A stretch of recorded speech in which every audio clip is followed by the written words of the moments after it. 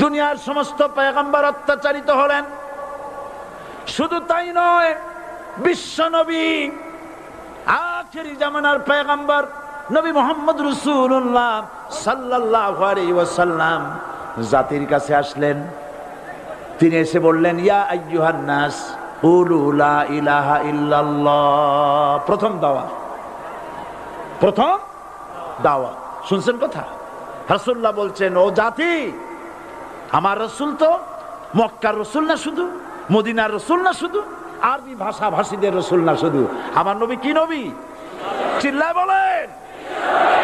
তাই তিনি বলেছেন, ও বিশ্বের মানবতা, বিশ্বের মানব গোষ্ঠী, যদি মুক্তি পেতে চাও, নাজাত পেতে চাও, উচ্চারণ করো, বিশ্বাস করো, আমল করো, বলো লা ইলাহা ইল্লাল্লাহ। জোরে পড়েন, লা ইলাহা ইল্লাল্লাহ, লা ইলাহা ইল্লাল্লাহু মুহাম্মাদুর রাসূলুল্লাহ। আবু জাহেল বুঝছিল কলেমার অর্থ? কথা বলেন না কেন? আবু জাহেল বুঝছিল? উতবা, সাইবা, মুগিরার গোষ্ঠীরা বুঝছিল? বুঝেছে। তারপরে তারা চিন্তা করলো যে সর্বনাশ তো করছে, লা ইলাহা, কোন ইলাহ নাই, আইনদাতা নাই, বিধানদাতা নাই, তাহলে আমরা কি ঘরে বসে বসে কি করব? উনি নতুন একজন ইলাহ নিয়ে আসছে, আল্লাহ ছাড়া কোন ইলাহ নাই, তাহলে আমাদের কাজটা কি? প্রথমে তারা চেষ্টা করলো যে একটু দেখি নরম নরম ভাবে হয় নাকি। চলে গেল আবু তালেবের কাছে, আসে না দিছে, বললো, আবু তালেব, তুমি তো কুরাইশদের নেতা, তোমার ভাইয়ের ছেলে কয়টাই কি? কি আশ্চর্যজনক কথা! লা ইলাহা ইল্লাল্লাহ, আল্লাহ ছাড়া কোন ইলাহ নাই, তা আমরা করব কি? তোমার ভাতিজাকে বুঝাও লা ইলাহা ইল্লাল্লাহর দাওয়াত বন্ধ করে দিক, এর বিনিময়ে টাকা লাগে টাকা দেব, সোনা লাগে সোনা দেব, যত সুন্দরী মেয়ে চায় তাও দেব, নেতৃত্ব চায় তাও দেব, তবু যেন কালেমার দাওয়াত না দেয়। আসিনে কা হাদিসে আছে কিনা?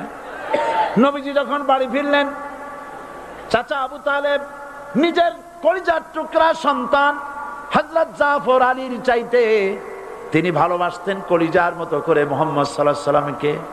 বলছে, বাবা, এমন কথা কেন বলো যাতে লোকেরা খেপে যায়? এই কথাগুলি বলো না, ওরা আমার কাছে এই সব প্রস্তাব দিয়ে গিয়েছে। রাসূলুল্লাহ প্রস্তাব শুনে এগ্রি করলেন। জি, আমার নবী বলেন, ও আমার চাচা আবু তালেব, প্রস্তাবকারীদেরকে শুনিয়ে দিন। হুজুরের সাথে তখন অনেক লোকজন নাকি? অনেক অস্ত্রপাতি? কিচ্ছু নাই, আল্লাহর শক্তি ছাড়া কিছুই না।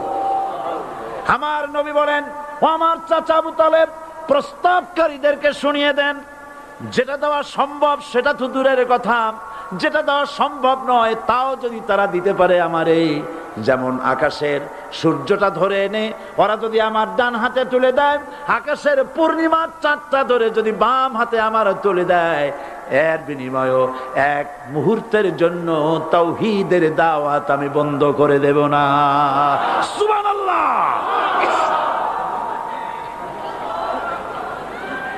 রাসূল করিম সাল্লাল্লাহু আলাইহি ওয়াসাল্লাম তাদের এই প্রস্তাবকে যখন গ্রহণ করলো না, কাফেরেরা বুঝলো। আমি আগেই বলেছি 3 শ্রেণীর লোক বাধা দিয়েছে। কয় শ্রেণী? প্রথম শ্রেণী কি? রাষ্ট্র শক্তি, তাদের হাতে অস্ত্রপাতি তো খুব শক্তি, আর যারা একবার ক্ষমতায় যায় ওরা মনে করে এই ক্ষমতা থেকে আমাদেরকে কেউ নামাইতে পারবে না। বিংশ শতকের শ্রেষ্ঠ মুজাদ্দিদ আল্লামা সৈয়দ আবুদুল্লাহ মওদুদী রাহমাতুল্লাহ আলাইহি তিনি এক জায়গায় লিখেছেন, স্বৈরাচারীরা তার পতনের সমস্ত ছিদ্র বন্ধ করে, কিন্তু একটা ছিদ্র বন্ধ করতে পারে না, মনের ভুলে সে ছিদ্রটা থেকেই যায়, যেই ছিদ্র দিয়ে আসলে তার পতনটা হবে। ক্ষমতায় গিয়ে মনে করে চিরকাল ক্ষমতায় থাকবো। ভারতের প্রধানমন্ত্রী পণ্ডিত জওয়াহরলাল নেহেরু রাঁচি পাগলাগারদে গিয়েছেন, মেন্টাল হসপিটাল। পাগলেরা নেহেরুকে দেখে আশ্চর্য হয়ে গেছে, এত সুন্দর মানুষ, মাথায় কিস্তি টুপি, গায়ে শেরওয়ানি, মুসলমানি ড্রেসই আলাদা। যদিও তিনি হিন্দু ছিলেন, পরেছেন মুসলমানি ড্রেস। শেরওয়ানি কাদের পোশাক? কাদের পোশাক? হাতে ছড়ি নিয়ে হাঁটা, স্টাইল করে, সুন্দর পাজামা, সুন্দর টুপি, সুন্দর সাজসজ্জা করে মুসলমানদের ড্রেস। এই ড্রেস পরে তিনি গিয়েছেন, সবসময় যে ড্রেস তিনি পরতেন। পাগলেরা জিজ্ঞেস করছে, তুমি কে গো? উনি বলছেন, আমারে চেনো নাই? আমি ভারতের প্রধানমন্ত্রী পণ্ডিত জওয়াহরলাল নেহেরু। পাগলেরা বলছে, ও সেই কথা। আমরাও যখন এই হসপিটালে আসছিলাম, এই তোমার মতো লম্বা লম্বা কথা আমরাও বলছি। থাকো আমাদের সাথে কিছুদিন, তোমার মাথাও ঠান্ডা হয়ে যাবে। ক্ষমতায় যারা থাকে, ক্ষমতার মোহে চতুর্দিকে অন্ধকার দেখে, মনে করে আমার পতন আর হবে না। কিন্তু তোমাকে বধিবে যে গোকুলে বাড়ি শেষে। গাড়ির চাকা সব সময় উপরে থাকে না। গাড়ির চাকা সব সময় উপরে থাকলে গাড়ি তো চলবেই না। গাড়ির চাকা ঘোরে বলেই তো গাড়ি চলে। সুতরাং এই উপরে, তোমার চাকা উপরে এখন আছে বলে, তোমার দলের চাকা উপরে আছে বলে যারা মানুষের উপরে জুলুম করছো, আলেমদেরকে ধরতেছো, মুসল্লিদেরকে ধরে ধরে জেলে ঢুকাচ্ছ, সময় আসবে এমন ইন্দুরের গর্ত অপমানা পালাবার জন্য।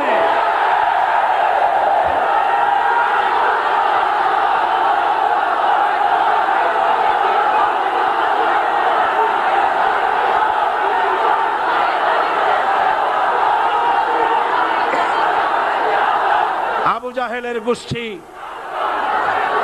আবু জাহেলের গোষ্ঠী মনে করেছে সোজা আঙ্গুলে ঘি যখন উঠলো না, আঙ্গুল বাঁকা করতে হবে।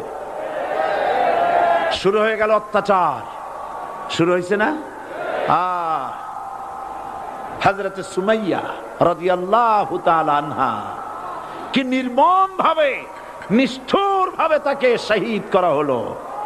খাব্বাব, হুবাইব, হযরতে খাব্বাব রাদিয়াল্লাহু তাআলা আনহুকে দেখে হযরত ওমর একদিন বলছিলেন, খাব্বাব তোমার পিঠে এত গর্ত কেন?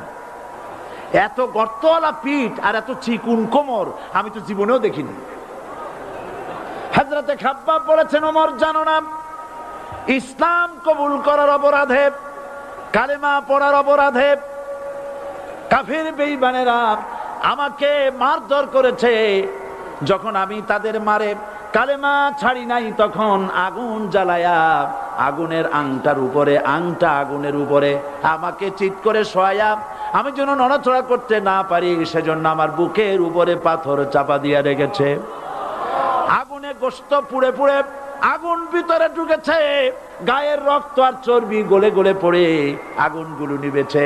ওই পিঠে যে গর্ত হয়েছে আজও পর্যন্ত সেই গর্ত মিটে যায় নাই।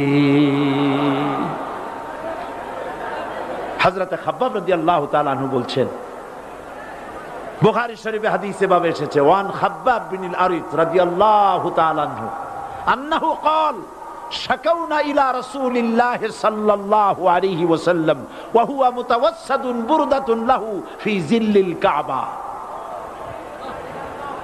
আমি গেলাম রাসূলুল্লাহর কাছে, যে দেখি হুজুর বাইতুল্লাহ শরীফের ছায়ায় আরাম ফরমাচ্ছেন।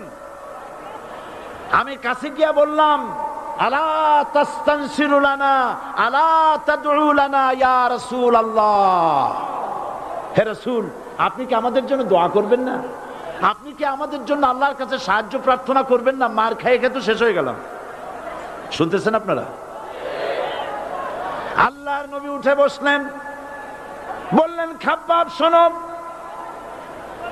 তোমাদের আগে যারা এই পৃথিবীতে এসেছিলেন দ্বীনের দাওয়াত দেওয়ার জন্য, সমকালীন রাষ্ট্র শক্তি তাদেরকে ধরতো, ফায়ুখাজুর রাজুলু ফায়ুহফারু লাহু ফিল আরদ, তার জন্য তারে ধরে নিয়া মাটির মধ্যে গর্ত করত, ফায়ুজআলু ফিহা, এরপরে সেই গর্তের ভিতরে তাকে কোমর পর্যন্ত গেড়ে দিত। সুম্মা ইউতা বিল মানশার, এরপরে করাত আনা হতো, ফায়ুদাউ আলা রাসিহি, এরপরে করাতটা মাথার উপরে রাখা হতো, ফায়ুজআলু নিসফাইন, এরপরে করাত দিয়া চিরে চিরে জীবিত মানুষটাকে দ্বিখণ্ডিত করে ফেলে দিত।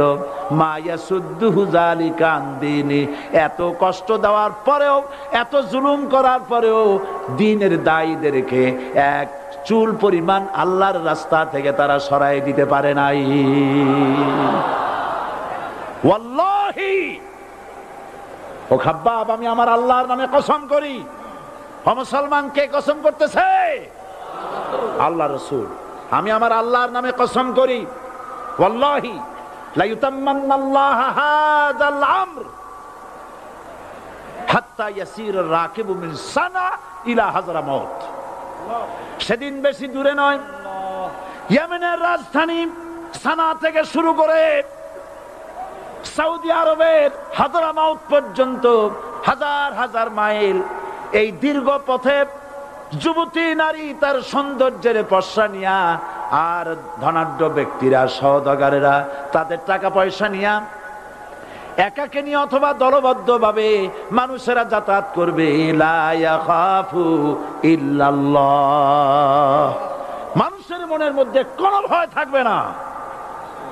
এমন একটা সময় আসবে, ওয়ালাকিন্নাকুম তাস্তাজিলুন, অথচ তোমরা বড্ড তাড়াহুড়ো করছো। তাড়াহুড়ো করো না, অপেক্ষা করো, ধৈর্য ধরো, মার খাও, জেলে যাও, শহীদ হও, আল্লাহর রাজ কায়েম হবেই হবে।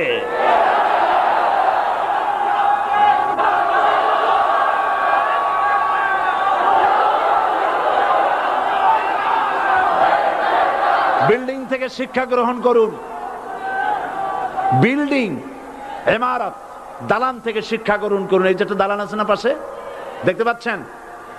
এই দালান কি দিয়ে তৈরি করা হয়েছে বলেন? ইট। সমস্ত ইটেরা যদি ধর্মঘট করত, আমরা কেউ মাটির তলায় যাব না, কেউ আমরা আগুনে পুড়ে ঝামা হব না, পিক হব না, কেউ আমরা টুকরা টুকরা হব না, সবাই থাকবো উপরে উপরে, তাহলে কি দালান হইতো নাকি? এই বিল্ডিং নির্মাণ করতে গিয়া ইটের যে স্যাক্রিফাইস, হাজার হাজার ইটকে পিক হতে হয়েছে, পুড়ে যেতে হয়েছে, খোয়া হতে হয়েছে, ভেঙে টুকরা টুকরা হয়ে 50 ফিট মাটির নিচে যেতে হয়েছে। তারপরে ইমারত গঠন হয়েছে, সুন্দর দালান তৈরি হয়েছে। যারা ইসলামী শাসন চান, আল্লাহর দ্বীনকে বিজয়ী দেখতে চান, তাদেরকে অসংখ্য মানুষকে পোড়া ইটের মতো জেলখানায় পুড়ে পুড়ে মরতে হবে। অসংখ্য মানুষকে ফাঁসির কাস্টে ঝুলতে হবে, গায়ের রক্ত দিতে হবে, শহীদ হতে হবে, তারপরে ইসলামের ইমারতটা কায়েম হয়ে যাবে।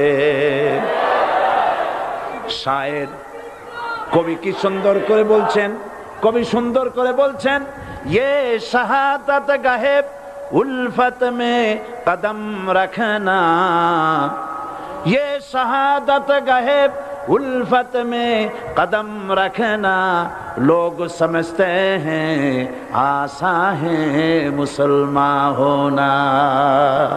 মানুষেরা মনে করে মুসলমান হওয়া খুব সহজ জিনিস। না, মুসলমান হওয়ার অর্থ হলো শাহাদাতের ঈদগাহে শামিল হয়ে যাওয়া।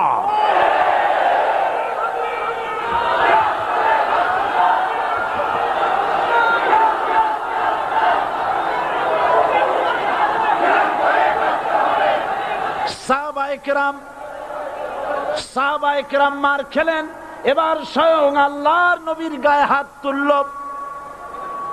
আবু জাহেল এসে হুজুরকে মারলেন, গলায় চাদর দিয়া এমন জোরে টান মেরেছে, রাসূলুল্লাহ পড়ে গিয়েছেন। হাদিসে এসেছে হুজুরের চোখ মোবারক ঠিকরে পড়ে যেতেছে, চেহারা মোবারক লাল হয়ে গিয়েছে, জমিনের উপর আছাড় মেরে ফেলেছে। রাসূলের এই অবস্থা দেখে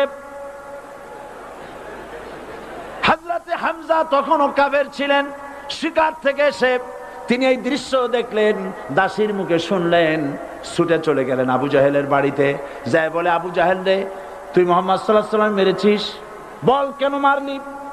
এমন ভালো মানুষ তো জীবনে চোখে দেখি নাই, যিনি কোনো মিথ্যা কথা বলেন না, ভালো ভালো কথা বলেন, এক আল্লাহর গোলামি করার জন্য বলেন। এই সব ভালো কথা বলার জন্যই তুই তারে মারলি নাকি?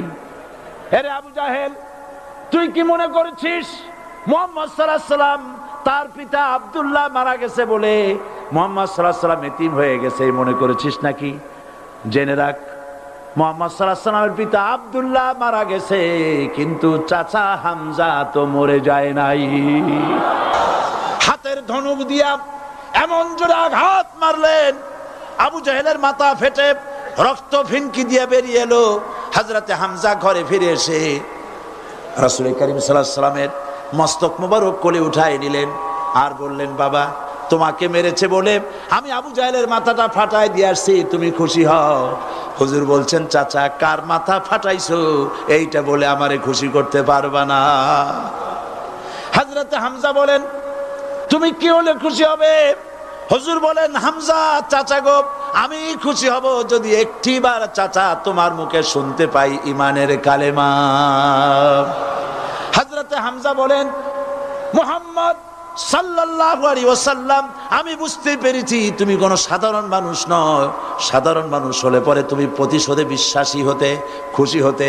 প্রতিশোধে বিশ্বাসী হও নাই, তুমি অবশ্যই আল্লাহর নবী, কোনো সন্দেহ আমার নাই। তুমি সাক্ষী থাকো, আমি পড়ে নিলাম, লা ইলাহা ইল্লাল্লাহু মুহাম্মাদুর রাসূলুল্লাহ। জোরে পড়ে, লা ইলাহা ইল্লাল্লাহু মুহাম্মাদুর রাসূলুল্লাহ। ঘাবড়াবার কারণ নাই। এর অর্থ এই নাই যে আপনারা কালেমার দাওয়াত দিবেন আর রাষ্ট্র শক্তি আপনারে পিটাইতেই থাকবে, আপনার কোনদিন আপনার সুদিন ফিরে আসবে না। বিষয়টা কি এমন না। আমার আল্লাহর ওয়াদা শুনুন, ওয়ালা তাহিনু ওয়ালা তাহজানু ওয়া আনতুমুল আলাউনা ইন কুনতুম মুমিনিন। মুমিন যদি হও আমি তোমাদেরকে বিজয় দান করব। সুবহানাল্লাহ বলেন। আজ যদি আমাদের উপরে বিপদ এসে থাকে তাহলে তার একমাত্র কারণ পূর্ণাঙ্গ ঈমানের অভাব আমাদের মধ্যে রয়েছে, ঠিক কিনা? আজ পৃথিবীতে সব থেকে মার খায় কারা? চিল্লায় বলো। আলজেরিয়ায় কারা? বসনিয়ায় কারা? চেচনিয়ায় কারা? প্যালেস্টাইনে কারা? আহা, প্যালেস্টাইনের মুসলমানদেরকে মাইরে মাইরে শেষ করে দিল। দেখছেন ছবিতে না? দেখেন না? প্যালেস্টাইনের মুসলমানদের যে কে যখন মারা হচ্ছে, বাংলাদেশের প্রধানমন্ত্রী তখন আমেরিকায় ক্লিনটনের সঙ্গে কথা বলতেছেন। তিনি ক্লিনটনের কাছে তার পিতৃ হত্যার জন্য দায়ী সাজাপ্রাপ্ত 3 জন ব্যক্তিকে ফেরত চাচ্ছিলেন। আমার দৃষ্টিতে এটা কোনো অপরাধ নয়। সন্তান তার পিতার প্রতি আকর্ষণ থাকবেই। আমার আপত্তি সেখানে আপনি প্রধানমন্ত্রী শুধু শেখ পরিবারের প্রধানমন্ত্রী নন, শুধু আওয়ামী লীগের প্রধানমন্ত্রী হওয়া উচিত নয় আপনার। আপনি পৃথিবীর দ্বিতীয় বৃহত্তম বাংলাদেশের 12 কোটি মুসলমানের প্রধানমন্ত্রী। পিতৃ হত্যার আসামি ফেরত চাইলেন, কিন্তু বিল ক্লিনটনের আশ্রয় প্রশ্রয় লালিত পৃথিবীর অসভ্য জাতি সন্ত্রাসী ইহুদিরা প্যালেস্টাইনের মুসলমানদেরকে পাখির মতো গুলি করে হত্যা করছে। আপনি কেন এর জবাব চাইলেন না?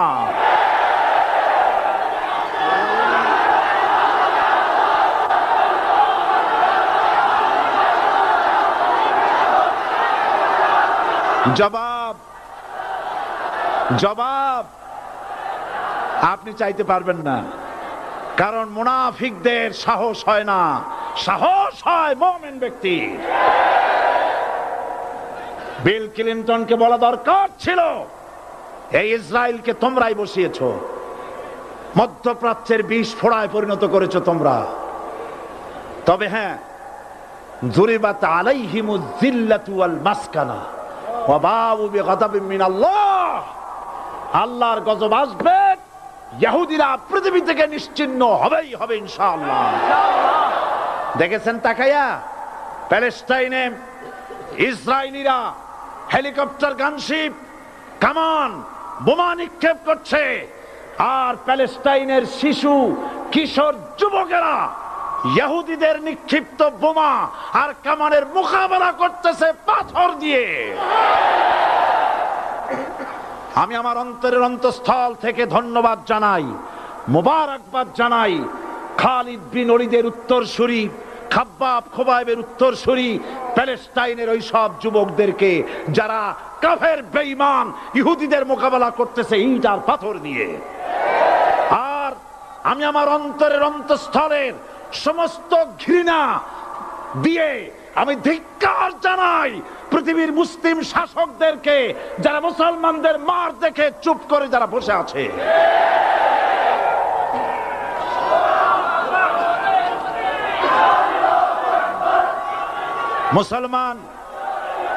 মুসলমান যদি মুসলমানের মতো হয় 10 জন যথেষ্ট।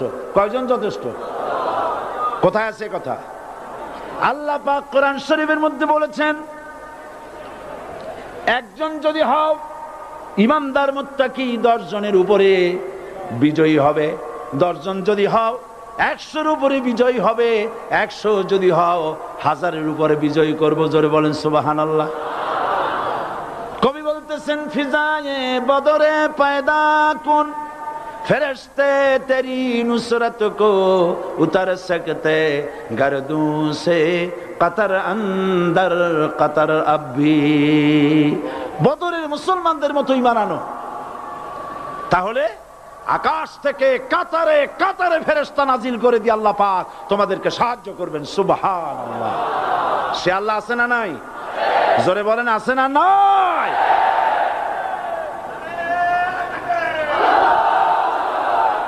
সেই আল্লাহ রাব্বুল আলামিন কোরআনে কারীমের ভিতরে আয়াতুল কুরসির মধ্যে বলে দিয়েছেন, আল্লাহু লা ইলাহা ইল্লা হুয়াল হাইয়ুল কাইয়্যুম। প্রাণ খুলে সবাই পড়েন, বসা মানুষ দাঁড়ানো মানুষ। আল্লাহু লা ইলাহা ইল্লা হুয়াল হাইয়ুল কাইয়্যুম। আল্লাহ রাব্বুল আলামিন, তিনি ছাড়া কোনো ইলাহ নাই, তিনি সার্বভৌমত্বের মালিক, কেউ নাই আল্লাহ ছাড়া। এই কথা মানুষকে ঘোষণা করতে হবে। বাধা, এই কথা বললেই বাধা দেবে কয় শ্রেণীর লোক? 3 শ্রেণী। প্রথম শ্রেণী হচ্ছে কে? রাষ্ট্রশক্তি। আজও তারা বাধা দিচ্ছে।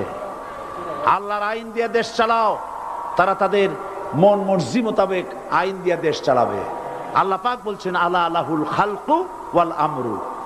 সৃষ্টি যার, আইন চলবে তার। কারো বাবার আইন চলতে পারে না, নিজেদের তৈরি করা আইন চলবে না। ইনিল হুকমু ইল্লা লিল্লাহ। একমাত্র আইন চলবে কার? এই আইন রাসূল করিম সাল্লাল্লাহু আলাইহি ওয়াসাল্লাম মদিনায় কোরআন দিয়ে প্রতিষ্ঠিত করেছিলেন। আল্লাহর বিধান, আল্লাহর সার্বভৌমত্ব কায়েম করেছিলেন। কোরআন সংবিধান হলো, চুরি বন্ধ হলো, ডাকাতি বন্ধ হলো, জেনা বন্ধ হলো, হত্যা বন্ধ হলো, ধর্ষণ বন্ধ হলো, সব কিছু বন্ধ হয়ে গিয়ে মুসলমানেরা শান্তি লাভ করলো, পৃথিবীর মানুষ শান্তি লাভ করলো। সুবহানাল্লাহ বিহামদিহি। আজ মুসলমানেরা শত্রু চেনে না, বন্ধু চেনে না। বন্ধুকে বানায়েছে শত্রু, শত্রুকে বানায়েছে বন্ধু। কে বন্ধু কে শত্রু চিনাই দিবেন কে? আল্লাহ। বলেন কে দিবেন? আল্লাহ রাব্বুল আলামিন কোরআনে কারীমের মধ্যে পরিষ্কার করে বলেছেন, লাতাজিদান্না শাদ্দান নাসি আদাওয়াতান লিল্লাযীনা আমানুল ইয়াহুদা ওয়াল্লাযীনা আশরাকু। আল্লাহ পাক বলছেন, হে রাসূল, মানুষের ভিতরে 2টা শ্রেণী মুমিনদের জন্য সব থেকে জঘন্য দুশমন। কয়টা শ্রেণী? 2টা। একটা হলো ইহুদ, আর একটা হলো মুশরিক। একটা হলো ইহুদি, আর একটা হলো মুশরিক। এটা হলো তোমাদের দুশমন। আর আজ আমাদের দেশে, পৃথিবীর বিভিন্ন দেশে মুসলমানেরা মুশরিকদের সঙ্গে সম্প্রীতি বাড়াচ্ছে, মুসলমানদের সাথে শত্রুতা বাড়াচ্ছে। আজ আমার দেশে পূজা পার্বণে বাধা নাই। পূজা পার্বণে বাধা আছে? পূজা পার্বণে বাধা নাই। বাধা কোথায়? কোরআন শরীফের তাফসীর মাহফিলে। কোরআনের তাফসীরের মাহফিলে বাধা দেওয়া হচ্ছে। গান বাজনায় 144 ধারা নাই, কিন্তু কোরআন শরীফের মাহফিলে 144 ধারা দেওয়া হচ্ছে। যারা দিচ্ছে তারা আবার ওমরাও করে, হজও করে। ওরা আমাদের বলে আমরা নাকি ধর্মের নামে রাজনীতি করি, বলে না? আমরা নাকি ধর্মের নামে রাজনীতি করি। আমি বলি ধর্মের নামে আমরা রাজনীতি করি না, আমরা ধর্মীয় রাজনীতি করি। কথাটা বুঝে আসছে কিনা? ধর্মের নামে রাজনীতি তো সেই ব্যক্তি করে 1996 সনের নির্বাচনের আগে যিনি মাথায় পট্টি বেঁধেছিলেন, যিনি শপথ গ্রহণের সময় হাতে তসবিহ পড়েছিলেন, ধর্মের নামে রাজনীতি তিনি করেছেন। আজ অনেকগুলি ডিগ্রি পেয়েছেন তিনি, অনেকগুলি ডিগ্রি পেয়েছেন। কয়টা? মুখস্থ হয়ে গেছে আপনাদের। শকুনেরা, শকুন যদি গরুর গোশত কিনে খাওয়া লাগতো 80 টাকা কেজি দরে, শকুনে এত গোশত কিনা খাইতে পারতো না। লেখাপড়া করে যদি ডিগ্রি নেওয়া লাগতো এত ডিগ্রি কপালে জুটতো না, পয়সা দিয়া ম্যানেজ করা ডিগ্রি। কিন্তু 9টা নিলে কি হবে? আসল ডিগ্রিটা এখনো বাকি আছে। আসল ডিগ্রি কোনটা? নির্বাচনের আগে পট্টি বেঁধে তসবিহ নিয়ে গোটা জাতিকে যে সফলভাবে প্রতারণা করতে আপনি পেরেছিলেন মহাপ্রতারক হিসেবে, সেই ডিগ্রি আগামী নির্বাচনের মোক্ষম সময় জনগণ আপনার গলায় পরায় দেবে।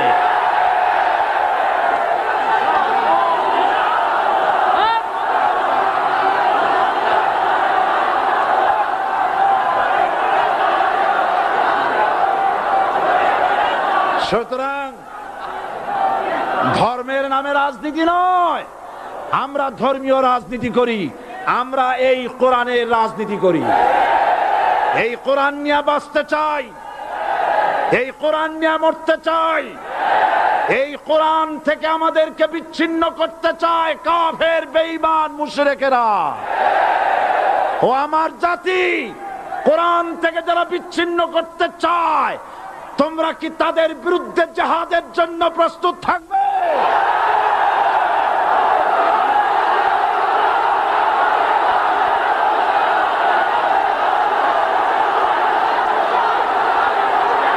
বসেন, বসেন, বসেন, বসেন, বসেন। আমি বুঝতে পেরেছি বিষয়টা কি। আসরের পরের থেকে বসা তো, সুযোগ পাইয়া খাড়া হইয়া কোমর সোজা করলেন। বসেন, সবাই বসেন, কোমর সোজা হয়ে গেছে, বসেন। এত বড় মাহফিল, জীবনে আর একটা পাবো নিশ্চয়তা আছে কি? জোরে বলেন, আছে? আজ আমাকে কথা বলতেই হবে ইনশাআল্লাহ, কারণ আগামীতে আবার আপনাদের সাথে দেখা হবে কিনা আমি জানি না। কথা বলতেই হবে। বসেন, কেউ দাঁড়িয়ে থাকবেন না। আমি দেখতে পাচ্ছি বাংলাদেশের ভাগ্য আকাশে উত্তর গগনে কালো মেঘ জমা হয়েছে, ঝড়ের পূর্বাভাস লক্ষ্য করছি। যদি মোকাবেলা করতে না পারেন সক্ষম ভাবে, এমন অন্ধকার গাঢ় কালো অমাবস্যার রাত আসতে পারে যার সুবে সাদেক হওয়া অসম্ভব।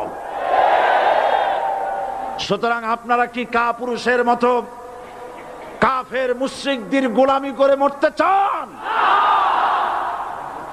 বিড়ালের মতো 500 বছর বেঁচে থাকার কোনো লাভ নাই। সিংহের মতো 1 ঘন্টা বাঁচতে চাই। আমাদেরকে বলা হয় সাম্প্রদায়িক উস্কানিমূলক কথা নাকি আমি বলি।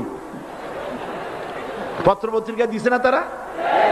সাম্প্রদায়িক উস্কানি কথা, সাম্প্রদায়িক উস্কানিমূলক কথা বলি। সেই জন্যই বোধহয় শত শত মুসলিম আমাদের কাছে এসে মুসলমান হয়। মানুষে আর বোকা বানানো যাবে না। যাবে কি? আর বোকা বানানো যাবে? তারপর বলছে কি? এরপরে বলছে আমাকে বলছে রাজাকার। শুনে রাখো, চট্টগ্রামের লক্ষ লক্ষ জনতা, পার্লামেন্টে যখন আমাকে এই কথা বলা হয়েছিল, আমার পার্লামেন্টের কলিগ জাফরুল্লাহ চৌধুরী সাহেব বসে আছেন এখানে, জাফরুল ইসলাম চৌধুরী বসে আছেন পাশে, প্রধানমন্ত্রী সুদ্ধা, অন্তত 3 শতাধিক পার্লামেন্টের সম্মানিত সদস্যরা সেদিন বসা। 1997 সনের বাজেট বক্তৃতা যখন আমি করতেছিলাম, ডক্টর কুদরতে খোদা, নাম রাখছে কুদরতে খোদা, আসলে গজবে খোদা। এই লোকটি নাস্তিক, ইসলামের চূড়ান্ত দুশমন। তার প্রণীত শিক্ষা ব্যবস্থার যখন সমালোচনা করছিলাম, ট্রেজারি বেঞ্চ থেকে আমাকে বলা হলো রাজাকার। আমি আমার সমস্ত শক্তি একত্রিত করে বলেছিলাম, শুধুমাত্র হিন্দুস্তানের রাজাকারেরাই আমাকে রাজাকার বলতে পারে। আমি বলেছিলাম 1973 সন পর্যন্ত আমি বাংলাদেশের কোন রাজনৈতিক দলের নেতা এবং কর্মী ছিলাম না। আমি রাজাকার নই। আমাকে রাজাকার বলে যদি তাকেও প্রমাণ করতে না পারে, 10 কোটি টাকার মানহানি মামলা দায়ের করব। আমার এই বক্তব্য সারা দুনিয়া শুনেছে। পার্লামেন্টে আমার এই বক্তব্য রেকর্ড হয়ে আছে। সেদিন 3 শতাধিক পার্লামেন্ট মেম্বারের কেউ আমার চ্যালেঞ্জ গ্রহণ করেন নাই। যে কোনো ব্যক্তি পার্লামেন্টে গিয়ে আমার বক্তৃতা দেখে আসতে পারেন। এরপরে 1997 সনের 7ই অক্টোবর দৈনিক জনকণ্ঠ পত্রিকা যখন আমার বিরুদ্ধে লিখলো, সেই পত্রিকায় সাইদির ওপেন চ্যালেঞ্জ 8ম পাতা, 1997 7ই অক্টোবর, এত বড় 2 কলমে হেডিং। সেখানে আমি বলেছি, বাংলাদেশের সকল সাংবাদিক, গোয়েন্দা বিভাগ, বাংলাদেশের সকল বুদ্ধিজীবীকে আমি আমার পিরোজপুরে আমন্ত্রণ করছি।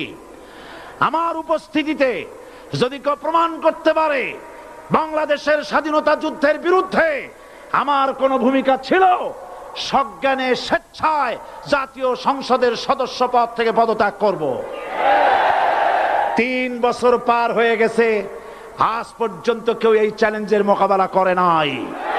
সুতরাং আমাকে যারা রাজাকার বলবে, তারা পিতৃ পরিচয়হীন অবৈধ সন্তান। 1971 সনের, শোনো মুসলমানেরা, 1971 সনের কোন কাদা সাইদির গায়ে লাগে নাই। আমাকে রাজাকার বলে জনগণ থেকে বিচ্ছিন্ন করবা, জনগণ থেকে আমারে বিচ্ছিন্ন করা যাবে না। কারণ এই জনগণ আমার জন্য আসে না, এই জনগণ আসে আল্লাহর কোরআনের জন্য।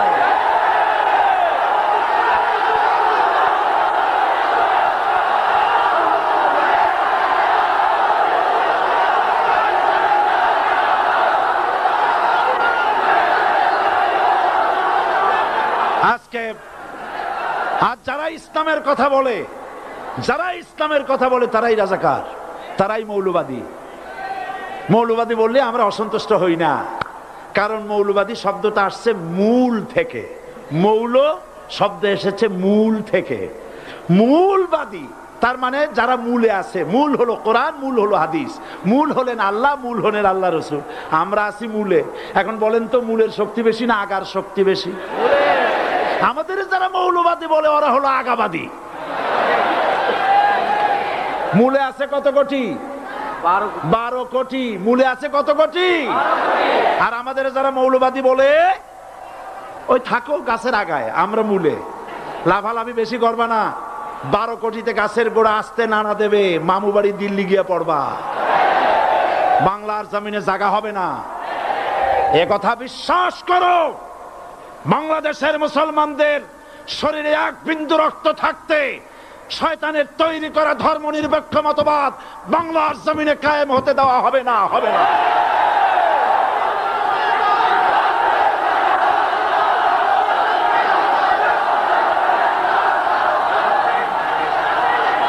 রাসূল করিম সাল্লাল্লাহু আলাইহি ওয়াসাল্লাম কোরআন প্রতিষ্ঠার জন্য আন্দোলন করেছিলেন। আয়াতুল কুরসি আমাদের সে কথাই শিখেছে। আল্লাহ রাব্বুল আলামিন বলেন, আল্লাহু লা ইলাহা ইল্লা হুয়াল হাইয়ুল কাইয়্যুম। প্রাণ খুলে পড়েন, আল্লাহু লা ইলাহা ইল্লা হুয়াল হাইয়ুল কাইয়্যুম। আল্লাহ হচ্ছেন তিনি যিনি ছাড়া কোনো ইলাহ নাই, আইনদাতা নাই, বিধানদাতা নাই। আমরা মানুষের তৈরি করা আইন মানি না। 12 কোটি মুসলমানের দেশে আইন তৈরি করবে মানুষ, আমরা মানব না। পার্লামেন্টে তৈরি হতে হবে কোরআন দিয়ে, পার্লামেন্টে আইন তৈরি হতে হবে কোরআন দিয়ে। সুতরাং ভয় যতই পান আর যতই ষড়যন্ত্র করেন, 4 দল যখন একত্রিত হয়েছে, ঐক্যবদ্ধ থাকবে, সরকার ঐক্যবদ্ধভাবে গঠন হবে, নির্বাচন ঐক্যবদ্ধভাবে হবে এবং কোরআন হবে, আল কোরআনের পার্লামেন্ট হবে বাংলাদেশে।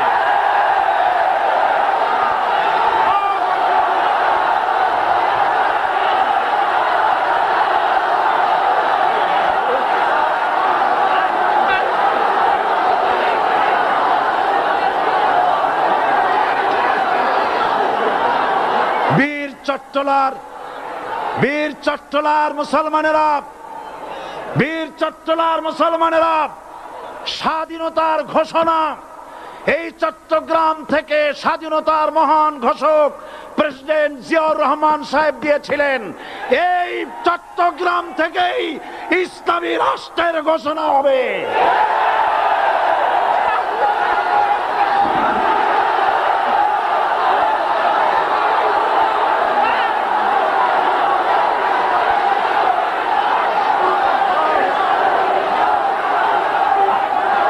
আশাবাদী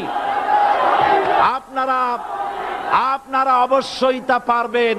আমি 100% বিশ্বাস করি ইনশাআল্লাহ। কারণ যে ষড়যন্ত্রের মোকাবেলা করে স্থানীয় রাজনৈতিক দলের নেতৃবৃন্দ কোরআনের মাহফিল সিনায় এনেছেন, আমি প্রথম দিনই বলেছি চট্টগ্রাম তাফসিরুল কোরআন মাহফিল কোন রাজনৈতিক দলের প্রতিনিধিত্ব করে না।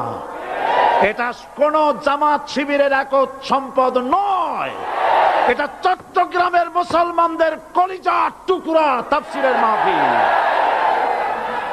সুতরাং এই মাহফিল চট্টগ্রামে থাকবে ইনশাআল্লাহ কিয়ামত পর্যন্ত। 144 ধারা 288 হয়ে গেছে, ষড়যন্ত্র পায় পায় চলে গেছে। আমি ওই সব ছেলেদের বলি, সরকারি দলের ছাত্র হইয়া মুসলমানদের বিপক্ষে যাইও না। এদেশের ভাগ হয়ে গেছে দুটো শিবির, বোঝাই যাচ্ছে। একদিকে ভারতের পা চাটা গোলাম নাস্তিক মোরতাদ শ্রেণীর বুদ্ধিজীবী এবং তাদের মদতপুষ্ট সরকার, আর একদিকে ইসলামী শক্তি, ইসলামী দল আর দেশ প্রেমিক জাতীয়তাবাদী শক্তি। একদিকে হিমালয় পাহাড় আর একদিকে সূচো ইঁদুর। আল্লাহ বিজয় দেবে মুসলমানদের। কাদের বিজয় হবে? বাংলাদেশে কোরআনের রাজ কায়েম হোক, তাকে আপনারা চান? কারা কারা চান? দুহাত উঁচু করে দেখান। দাঁড়াবেন না, দাঁড়াবেন না।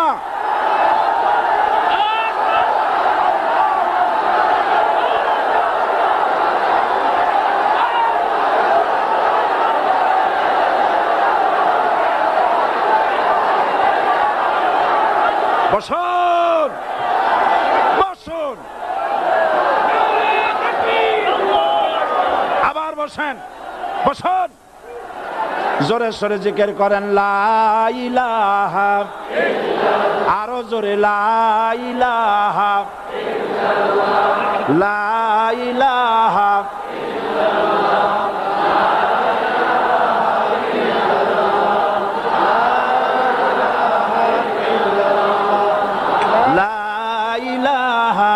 ইল্লাল্লাহ, লা ইলাহা ইল্লাল্লাহ, লা ইলাহা ইল্লাল্লাহ মুহাম্মাদুর রাসূলুল্লাহ। যারা যেখানে দাঁড়িয়েছেন বসুন। 3 শ্রেণীর লোকেরা আল্লাহর কালেমায় বাধা দিয়েছে। কয় শ্রেণী? একটা হলো রাষ্ট্রশক্তি, 2 নম্বরে মনে আছে ধনাঢ্য পুঁজিপতির গোষ্ঠী, ওরাও বাধা দিয়েছে। কারণ ইসলামকে বলা হয় পুঁজিবাদের আশ্রয়স্থল। নাউজুবিল্লাহ। সর্বপ্রথম ইসলাম কবুল করেছে কারা? ধনীরা না গরিবরা? কারা? গরিবেরা। সুতরাং ধনাঢ্য ব্যক্তিরা মনে করলো যে আমাদের তো সর্বনাশ হয়ে যাবে, আমরা দাস দাসী ধরে রাখতে পারবো না, আমরা মানুষকে শোষণ করতে পারবো না, যে নতুন কলেমার দাওয়াত আসছে। সুতরাং সরকারের হাতকে তারা পয়সা দিয়া শক্ত করেছে আর বলেছে যত টাকা লাগে এই লোকগুলারে ঠ্যাঙ্গান। আজও আছে কিনা? তা আছে কিনা? 3 নম্বরে বাধা দিয়েছে ধর্মের নামের এক শ্রেণীর কায়েমি স্বার্থবাদী শক্তি, যার সম্পর্কে সূরা তাওবায় আল্লাহ পাক বলেছেন ইন্না কাসীরাম মিনাল আহবারি ওয়ার রুহবান লা ইয়াকুলুনা আমওয়ালান নাস বিল বাতিল ওয়া ইয়াসুদ্দুনা আন সাবিলিল্লাহ।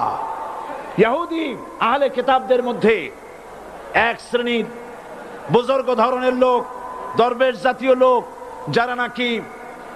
যারা নাকি মানুষের সম্পদকে বাতিল পন্থায় ভক্ষণ করে, ওয়াসুদ্দুনা আন সাবিলিল্লাহ, এবং আল্লাহর রাস্তায় চলার জন্য মানুষকে বাধা প্রদান করে। এত বড় বিশাল মাহফিলে আপনি দাঁড়ায়া কোন মানুষকে কষ্ট দিবেন না, জায়েজ নাই। মুসলমানদেরকে কষ্ট দেওয়া কবিরা গুনাহ। বুঝতে পেরেছেন? যে যেখানে দাঁড়িয়েছে আপনারা বসা মানুষেরা তাদেরকে বসায় দেন। সুতরাং এই কালেমার দাওয়াত যখন হযরতে মুসা আলাইহিস সালাম দিলেন, ফেরাউন বলল আমি তো জানি না যে আমি ছাড়া আরো কোন ইলা আছে, আইনদাতা তো আমি, তুমি নতুন কোথা থেকে আইনদাতা নিয়ে আসছো? ফেরাউন বলছে দেখো আমারে বাদ দিয়া যদি অন্য কাউকে ইলাহ বলে তুমি মানো আর সেই শিক্ষা যদি যে জাতিকে দাও, তাহলে আমি তোমাকে ধরে লাআজআলান্নাকা মিনাল মাসজুনিন, আমি তোমাকে কারারুদ্ধ করব, আমি তোমাকে জেলখানায় ঢুকিয়ে দেব। রাষ্ট্রশক্তি প্রথম বাধা দিল কারা? বলেন সবাই। সেই বাধা কি ওখানে শেষ হয়েছে না এখনো আছে? আছে কিনা জোরে বলেন। আমি তোমাকে জেলখানায় ঢুকাবো। হযরতে মুসা আলাইহিস সালাম বলেন ফেরাউন রে, জেলের ভয় আমি করি না, আমার কি জেলের ভয় দেখায়া লাভ নাই, আমি আল্লাহ পাকের পয়গম্বর হযরতে মুসা আলাইহিস সালাম। ফেরাউনের দলবল আছে, লোক লস্কর আছে, তার অস্ত্রের অভাব নাই। আল্লাহ রাব্বুল আলামিন মুসা আলাইহিস সালামের কাছে একটা অস্ত্র দিয়া দিলেন। দিছিলেন কিনা? আল্লাহ পাক হযরত মুসা কি বলেছেন? ওয়া মা তিলকা বিয়ামিনিকা ইয়া মুসা, মুসা রে তোমার হাতে ওটা কি? মুসা আলাইহিস সালাম বললেন এটা লাঠি। আল্লাহ পাক বললেন ফেলে দাও লাঠি। লাঠি ফালায় দিলেন, কি হয়ে গেল? হিয়া হাইয়াতুন তাসআ, লাঠি হয়ে গেল। এখন লাঠি পড়ে সাপ হয়ে গেল। সাপ দেখে নবী হোক, ওলি হোক, সাহাবী হোক আর আলেম হোক, সাপ দেখলে ভয় করে না মানুষের? মুসা আলাইহিস সালাম ভয় পেয়েছে।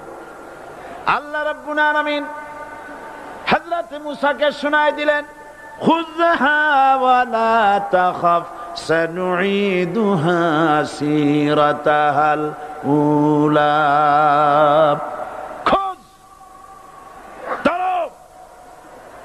লা তাখাফ, ভয় পেও না। আল্লাহ বলছেন ধরো, ভয় পেও না। ধরার সঙ্গে সঙ্গে স্বাভাবিক অবস্থায় ফিরে আসবে, আবার লাঠি হয়ে যাবে। এখন আল্লাহ বলছেন ধরো। মুসা আলাইহিস সালাম কি ভয় পাওয়া উচিত হবে? উচিত হবে? মুসা আলাইহিস সালাম কি ভয় পাইছিলেন?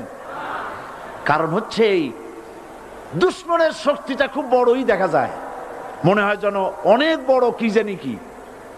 আল্লাহ পাক বলছেন ইন্না কাইদা শায়তানে কানা দাঈফা, শয়তানের চক্রান্ত যতই তুমি মনে করো অনেক ষড়যন্ত্রের জাল বিস্তার হয়ে আছে, আল্লাহ কয় কিছুই না, দাঈফা অত্যন্ত দুর্বল। আল্লাহ পাক বললেন ধরো। মুসা আলাইহিস সালাম সাপ ধরলেন, সঙ্গে সঙ্গে লাঠি হয়ে গেল। ফেরাউন বরদাস্ত করলো না। রাষ্ট্রশক্তির পক্ষ থেকে আক্রমণ শুরু হলো। অপরাধ কি? মুসা আলাইহিস সালামের অপরাধ কি? কি অপরাধ? মাশাআল্লাহ, বুঝতে পেরেছেন। অপরাধ হচ্ছে তিনি বলেছেন লা ইলাহা, জোরে বলেন লা ইলাহা ইল্লাল্লাহ। এই কালেমাকে আজ আমরা ভিক্ষার বুলি বানাইছি। এটা হলো সার্বভৌমত্বের বুলি, এটা হচ্ছে আল্লাহ পাকের সার্বভৌমত্বের কথা। আজ আমরা মানুষের কাছে আমরা শুনি, মানুষেরা ভিক্ষা চায়, লা ইলাহা ইল্লাল্লাহ, এক মুঠ চাউল দেন, লা ইলাহা ইল্লাল্লাহ 10 খান পাই দেন। এই হচ্ছে কালেমার জিকির। আবার কেউ কেউ জিকির করতেছে লা ইলাহা আস্তে, ইল্লাল্লাহ জোরে, এমন জোরে কলব সাফ করে, কলব তাতে থাকলেও পারে গেলেও পারে। এই কালেমার জার, এর আঘাত পয়গম্বররা মেরেছেন। হযরতে মুসা আলাইহিস সালাম যখন বলেছেন লা ইলাহা ইল্লাল্লাহ, এই ধাক্কা ফেরাউন বরদাশত করতে পারে নাই। দরিয়ায় নীলের ভিতরে আল্লাহ পাক ডুবাইয়ে শেষ করে দিয়েছেন, দেন নাই? হযরতে মুসা আলাইহিস সালাম তার উম্মতেরা দরিয়ার পাশে বসে দ্বীনি কথাবার্তা বলতেছেন। এমন সময় ফেরাউন, তার শত্রু হচ্ছে মুসা আলাইহিস সালাম। শত্রু কেন? মুসা কি ফেরাউনের পাকা ধানে মই দিয়েছে নাকি? বলেন আপনারা। তার হালের গরু পিটায় মারছে নাকি? অপরাধ হলো তিনি আল্লাহর জমিনে আল্লাহর আইন প্রতিষ্ঠার কথা বলেছেন। এই শুধুমাত্র এই অপরাধে ফেরাউন তার দলবল নিয়ে 3 দিক থেকে আক্রমণ করেছে। মুসা আলাইহিস সালামের উম্মতেরা ভয় পেয়ে গেছেন। তারা বলছেন ইন্না লামুদরাকুন, আমরা পাকড়াও হয়ে গেছি। 3 দিকে সাড়াশি আক্রমণ, 3 দিকে শত্রু, একদিকে দরিয়া, পালাবার রাস্তা আছে? হযরত মুসা আলাইহিস সালাম ভয় পেয়ে গেলেন, সারেন্ডার করলেন না। হযরত মুসা আলাইহিস সালাম বললেন কাল্লা, কখনো নয়, ভয় পাওয়ার কোনো কারণ নাই। রব্বি সায়াহদিন, অবশ্যই আমার রব আমার জন্য রাস্তা করে দিবেন। ভয় পাইও না, আমার রব রাস্তা করে দিবেন। আল্লাহ রাব্বুল আলামিন হযরত মুসা আলাইহিস সালামকে অর্ডার করলেন, হাতের লাঠি দিয়া দরিয়ার উপরে আঘাত করো। হযরতে মুসা আলাইহিস সালাম দরিয়ার উপরে আঘাত করলেন। রাস্তা ছিল দরকার একটার, এক বাড়িতে আল্লাহর হুকুমে লাঠি দিয়ে একটি আঘাত করার সঙ্গে সঙ্গে হযরত মুসার তার সঙ্গী সাথী দরিয়া পার হওয়ার জন্য দরিয়ার মধ্যে দিয়ে আল্লাহ 12টা রাস্তা পয়দা করে দিলেন। সে আল্লাহ আছে না নাই? এত আসতে বলেন কেন? ভয় পাওয়ার কারণ আছে? রাষ্ট্র শক্তি বাধা দিয়েছে সমস্ত নবীদেরকে। কেন? নবীদের চরিত্র খারাপ? জোরে বলে, নবীদের চরিত্র খারাপ? নবীদের চাইতে মাসুম, বেগুনাহ, উন্নত চরিত্রের মানুষ আল্লাহর আকাশের নিচের জমিনের উপরে আর হয় নাই। তোমরা যে সব নেতাদের পিছনে দৌড়াও, অমুকের সৈনিক, নেতা নেতা করে মরো, এইসব নেতা যাদের পিছনে দৌড়াও, এই নেতাগুলি, আমি জিজ্ঞেস করি আপনাদেরকে, এই নেতাগুলি জীবনে একবারও জেনা করে নাই? এ ব্যাপারে অনুসারীরা আপনারা কি নিশ্চিত? মিথ্যা কথা জীবনেও কয় নাই, প্রতারণা করে নাই, ঠাট্টা করে নাই, বিদ্রুপ করে নাই, মদ খায় নাই, মানুষ হত্যা করে নাই। কিসের নেতা? নেতা হচ্ছেন সেই ব্যক্তি যিনি বলেছেন, ও আমার স্ত্রীরা, ও আমার সাহাবীরা, রাতের আধারে আমার মধ্যে যা আচরণ দেখতে পাও, দিনের আলোতে আমার মধ্যে যা দেখতে পাও, সবগুলি খুলে খুলে মানুষের কাছে বলে দাও। তার নাম বিশ্বনবী মুহাম্মদ রাসূলুল্লাহ সাল্লাল্লাহু আলাইহি ওয়াসাল্লাম।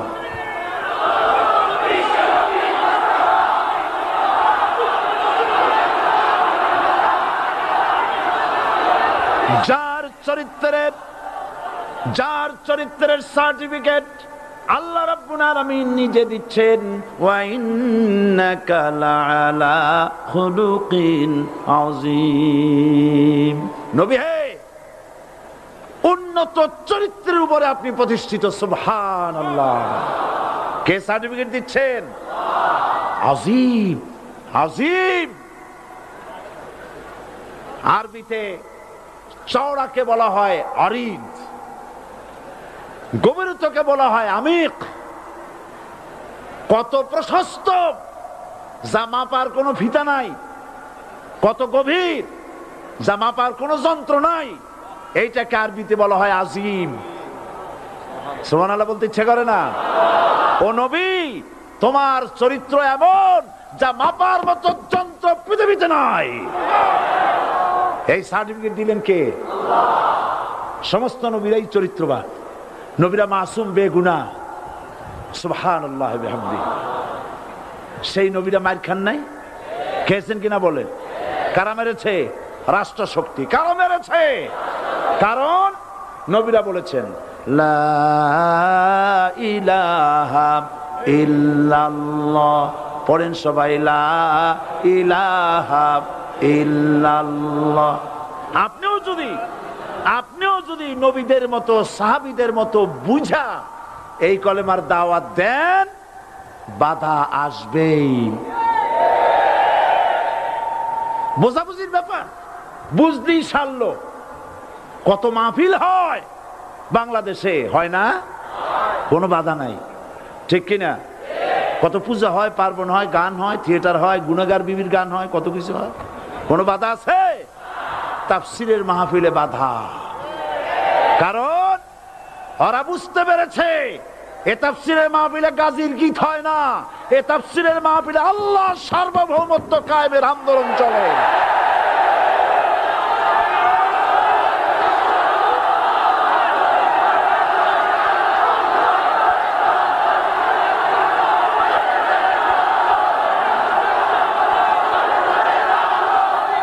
এবার দেখুন, এবার কলেমা বোঝেন, কালেমা বুঝুন। বঙ্গভবনের সামনে দাঁড়াইয়া, গণভবনের সামনে দাঁড়িয়ে আপনি যদি কালেমার জিকির করতে থাকেন, লা ইলাহা ইল্লাল্লাহ, লা ইলাহা ইল্লাল্লাহ, লা ইলাহা ইল্লাল্লাহ, লা ইলাহা ইল্লাল্লাহ, 2-1 ঘন্টা, 2-4 ঘন্টা, দেখবেন অফিসাররা এসে বলবে, না জানি কোন খাজা বাবা আসছে, আসেন আসেন, নিয়ে খাইতে দেবে, হাদিয়া দেবে। যেহেতু যিনি পড়তেছেন উনি বোঝেন না কি বলতেছেন, আর যারা দাওয়াত দিয়ে নিয়ে গেল ওরা টের পাই নাই যে কি শুনে দাওয়াত দিতেছে।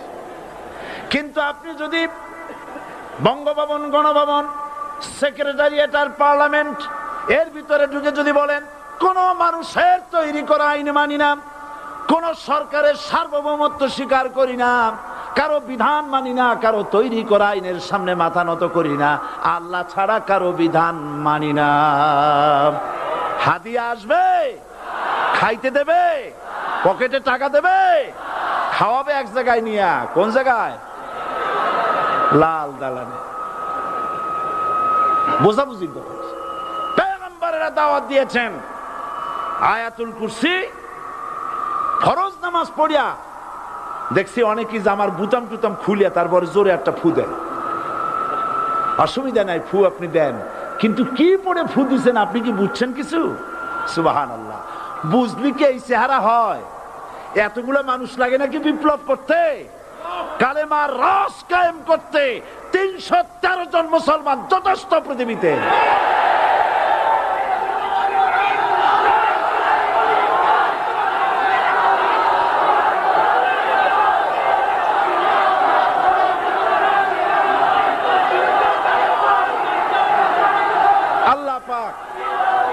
কোরআনে কারীমের মধ্যে আল্লাহ পাক বলেছেন, এমন একজন নবী পাঠাই নাই, ইয়া হাসরাতান আলাল ইবাদ, বান্দার উপরে আফসোস। আহারে, কে বলতেছেন? আমার আল্লাহ। বলেন আমার আল্লাহ। তিনি আফসোস করছেন, আফসোস একজন পয়গম্বর এমন পাঠাইলাম না, একজন রাসূল পাঠাইলাম না যার সাথে এরা ঠাট্টা করে নাই, বিদ্রুপ করে নাই, পাগল বলে নাই, মারে নাই।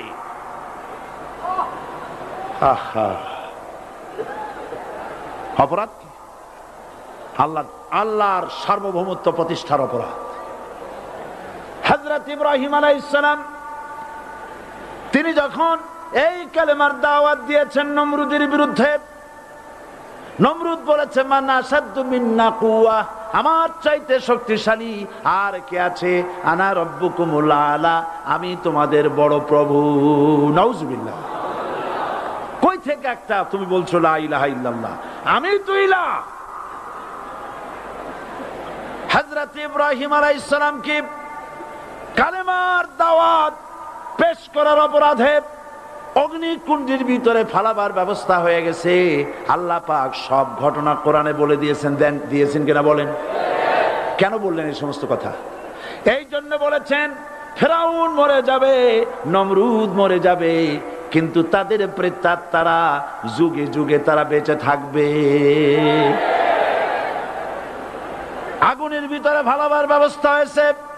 আল্লাহ পাক বলে দিয়েছেন আমার রাস্তায় যদি চেষ্টা করো, জিহাদ করো, আমার সাহায্য তোমরা পাবে। ওয়া কানা হাক্কান আলাইনা নাসরুল মুমিনিন, মুমিনদেরকে সাহায্য করা।